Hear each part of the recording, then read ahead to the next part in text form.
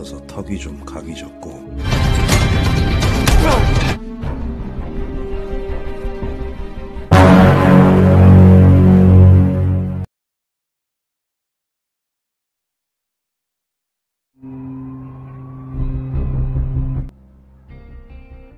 Film diawali di malam hari. Kita diperlihatkan di mana terdapat tabrakan kecil antara dua mobil yang membuat masing-masing pengendara keluar.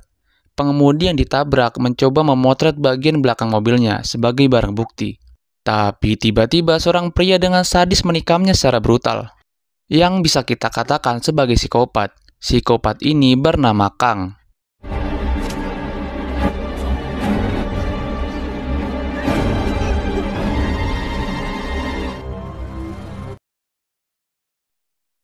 Di keesokan harinya, seorang pria bernama Lee dan juga anak buahnya bernama Taesuk mencoba menuju TKP.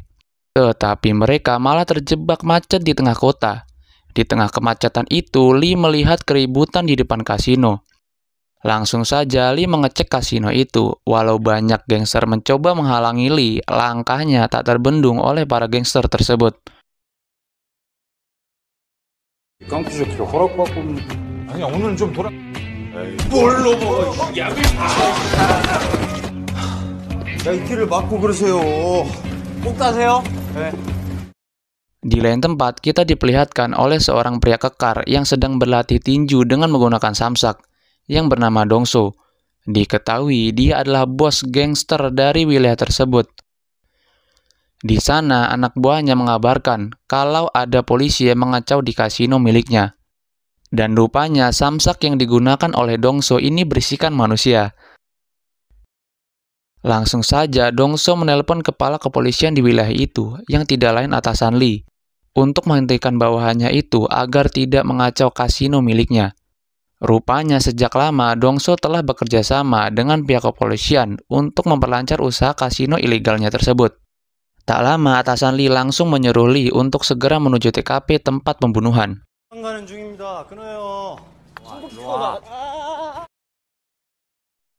Sesampainya di TKP, Lee langsung menyelidiki mobil korban. Dengan melihat si korban, kemudian ia mencurigai dengan goresan yang berada di belakang mobil korban. Ia mencurigai kalau ini adalah pembunuhan acak dan juga disengaja.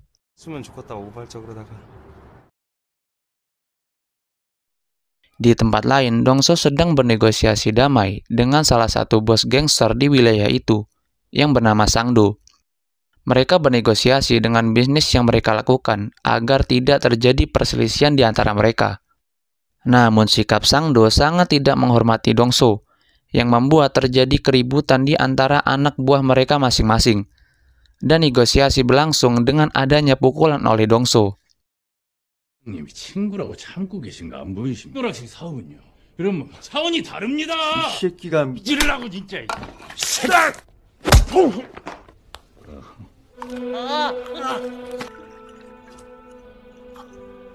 맛있네.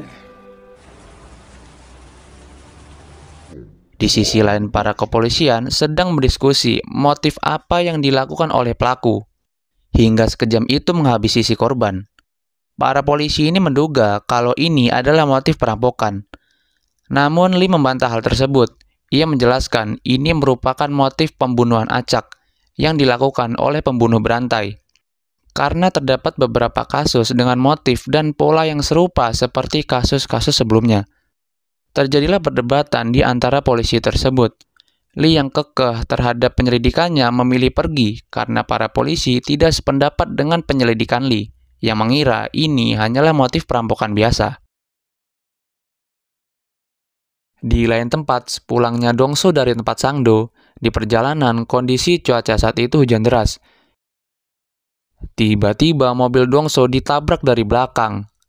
Ya, kalian tahu dia siapa teman-teman? Tentu itu adalah psikopat Kang, dengan motif yang sama seperti korban-korban sebelumnya. Dongso spontan langsung keluar dari mobil untuk melihat kondisi di belakang mobilnya dan memaafkan psikopat Kang. Ketika Dongso ingin masuk ke dalam, dan inilah yang terjadi.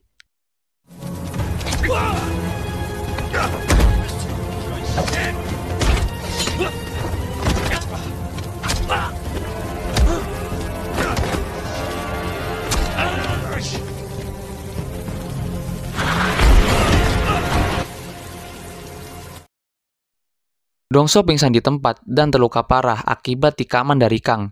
Beruntung dengan penanganan yang cepat, Dongso berhasil diselamatkan. Di tempat lain, semua anak buah Dongso langsung menyerbu markas Sangdo yang mengira ini adalah perbuatan dari otak Sangdo.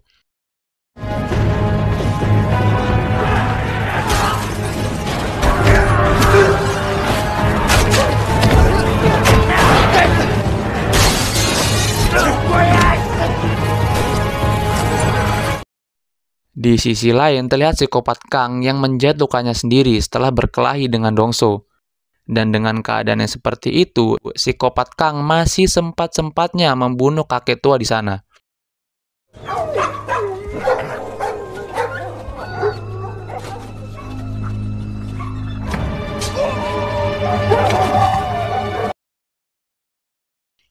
Kondisi Dongso kini terlihat pulih.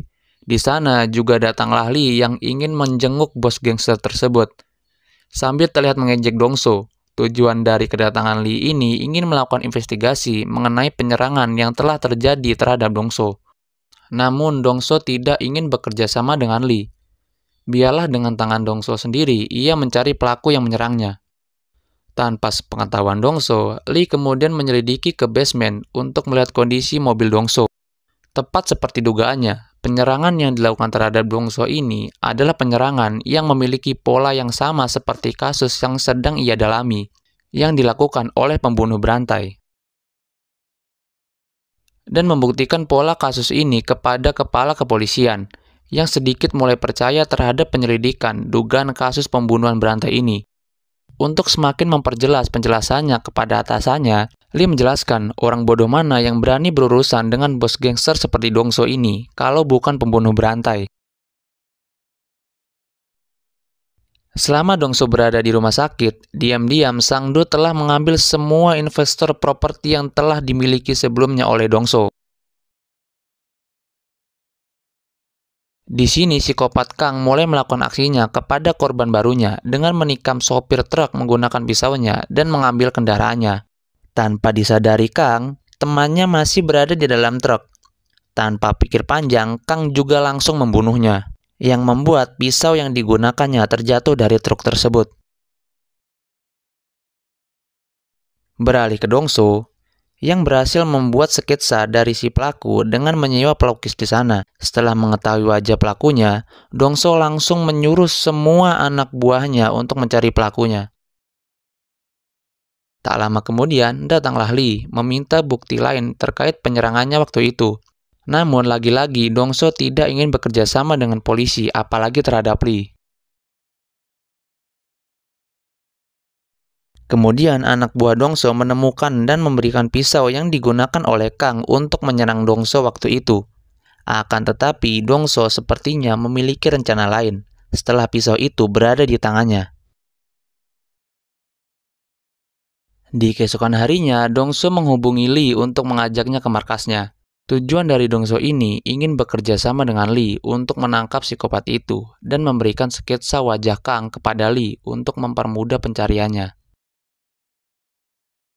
Di malam harinya, Dongso memiliki rencana jahat dengan menyuruh anak buah Dongso untuk membunuh Sangdo di markasnya secara diam-diam, karena telah merebut investornya. Alhasil rencananya itu berhasil membunuh Sangdo dengan menggunakan pisau psikopat tersebut. Dengan ini, polisi mengira dalang dari pembunuhan Sangdo adalah psikopat Kang, yang artinya psikopat Kang ini dikambing hitamkan oleh Dongso. Paginya, kepolisian dan forensik mulai menyelidiki TKP. Akan tetapi, Lee langsung menuju ke kediaman Dongso. Lee mengetahui dalang dari pembunuhan Sangdo adalah Dongso menggunakan pisau dari psikopat Kang. Dengan kesal, Lee langsung menghajar Dongso. Dengan badan yang sangat kekar, tentu Lee bukanlah lawan sepadan dengan Dongso. Lee sangat kesal mengapa ia tidak memberitahukan pembunuhan itu kepada Lee, yang membuat posisi Lee kini semakin terancam di kepolisian. Ia mengancam akan menangkap Dongso setelah semua ini selesai. Berita kematian Sangdo dan pembunuhan berantai kini gempar di seluruh Korea. Dengan begitu rumitnya dan lamanya penyelesaian kasus ini, pihak intelijen kini mengambil alih kasus pembunuhan berantai tersebut menggantikan posisi Lee.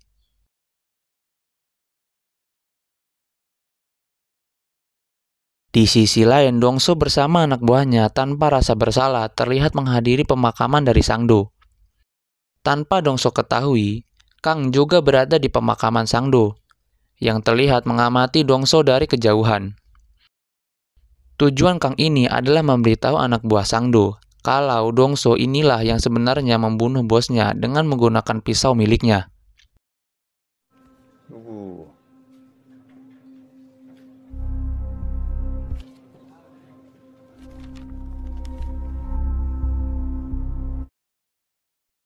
Di keesokan harinya, saat Dongso dan Lee mencari bukti dari mobil Kang, tiba-tiba Dongso dan Lee dikejutkan dengan kedatangan semua anak buah Sangdo yang menyerang markas Dongso secara brutal.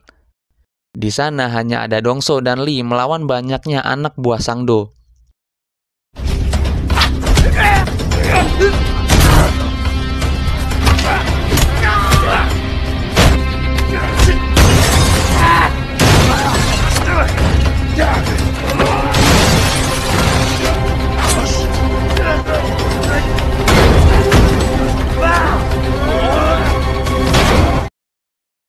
Dan endingnya Lee dan Dongso berhasil melawan semua anak buah Sangdo, dan wakil dari Sangdo pun meninggal di tempat, menyusul bosnya itu.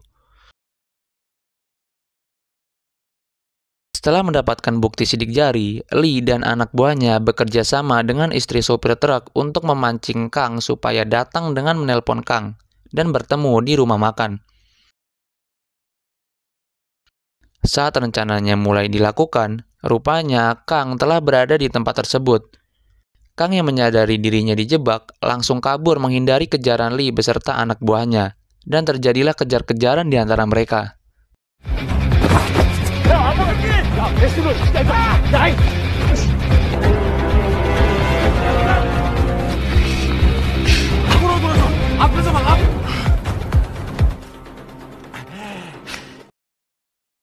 Setelah kejadian itu, Lee mendapatkan informasi baru posisi kediaman dari Kang, dan menemukan foto Kang yang berada di kediamannya.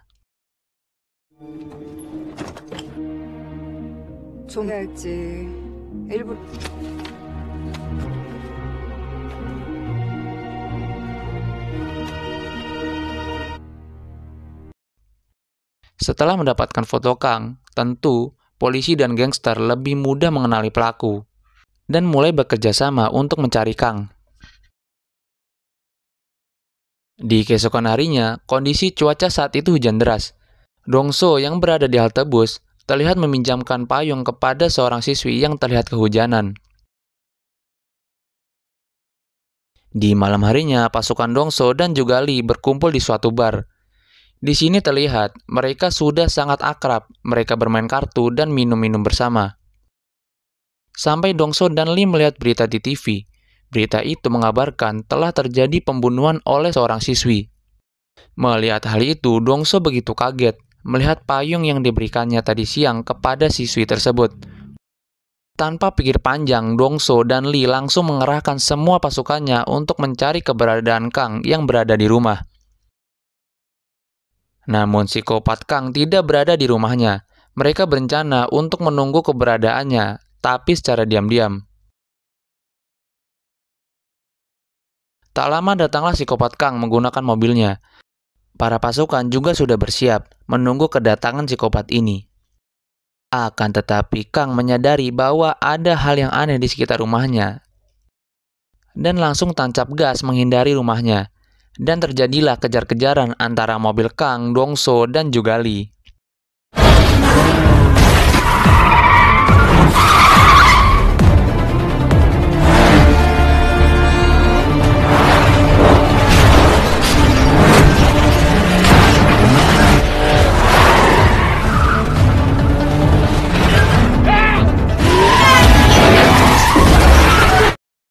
Dan akhirnya terjadilah tabrakan di antara ketiganya.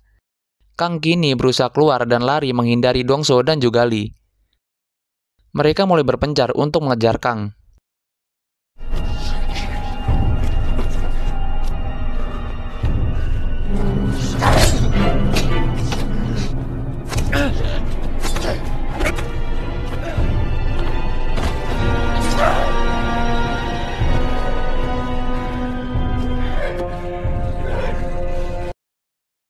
Akan tetapi cukup disayangkan, anak buah Dongso harus terbunuh karena tikaman Kang.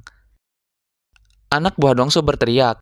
Mendengar hal itu, sontak mengundang Dongso dan juga Lee menuju anak buah Dongso yang sedang sekarat tersebut. Sampailah Dongso di sebuah tempat karaoke. Ia curiga dengan tempat tersebut.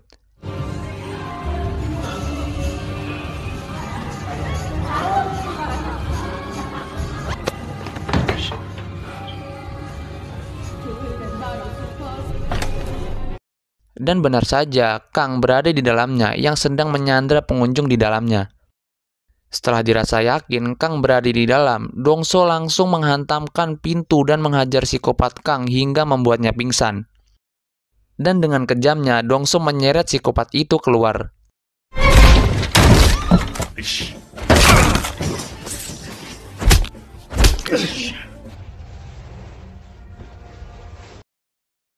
Di sisi lain, Lee berusaha menyelamatkan nyawa anak buah Dongso yang telah sekarat tersebut dan meminta info kepada anak buahnya di mana posisi Dongso sekarang. Beralih ke Dongso yang telah mengikat psikopat Kang di suatu tempat dan menyiksanya dengan begitu brutal. Namun di sini Kang begitu menikmatinya. Kang malah mencoba memancing emosi Dongso. Dongso yang sudah kepalang emosi ingin memenggal kepala Kang. Dan saat ingin menghabisi Kang, tiba-tiba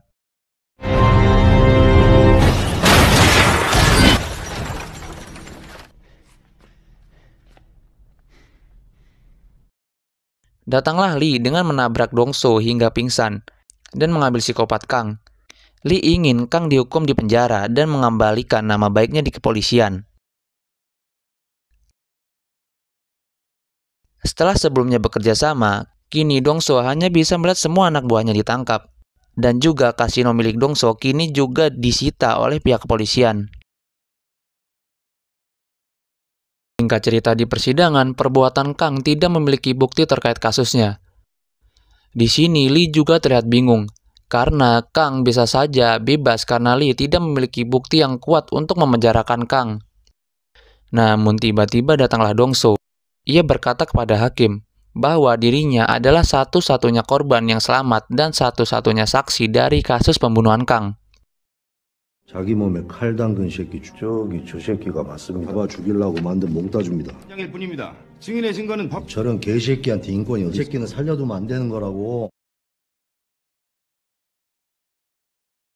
Dengan epiknya Dongso kemudian melepas bajunya untuk memperlihatkan luka tikaman akibat Kang waktu itu. Dan untuk membuktikan perkataannya ini benar, Dongso menyuruh Kang memperlihatkan luka di dada kiri Kang. Dan benar saja, terdapat luka tikaman akibat Dongso waktu itu. Setelah semua bukti terlihat jelas, hakim memutuskan menjatuhkan hukuman seumur hidup kepada Kang. Dan Dongso juga harus dipenjara, karena terbukti dan mengakui telah membunuh Sangdo. Rupanya, ini merupakan rencana Dongso. Sebelum persidangan terjadi, Dongso menemui Lee untuk menghajarnya karena telah mengkhianati kerjasama ini. Akan tetapi, Lee memberikan usul kepada Dongso. Jika ingin bertemu Kang dan menyiksanya, Dongso harus juga ikut masuk ke dalam penjara. Nanti di penjara, Dongso bisa berbuat semuanya apapun yang ia lakukan. Mendengar hal itu, Dongso pun setuju dengan usulan Lee. Apapun itu untuk menyiksa Kang karena telah berani berurusan dengannya. 2 hari kemudian, Dongso mulai masuk ke dalam sel penjara dengan penjagaan ketat karena di sana semua anak buah Dongso telah menunggunya. Bukannya takut, malah terlihat raut muka bos gangster ini yang begitu tenang. Sambil berjalan menuju sel, Dongso terlihat tersenyum manakala melihat psikopat Kang dengan raut muka cemas memandangi Dongso.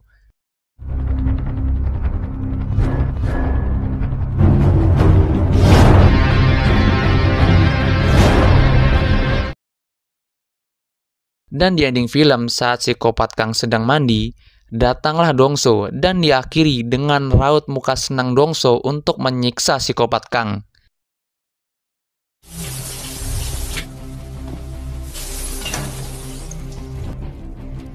네, 끝은 봐야지.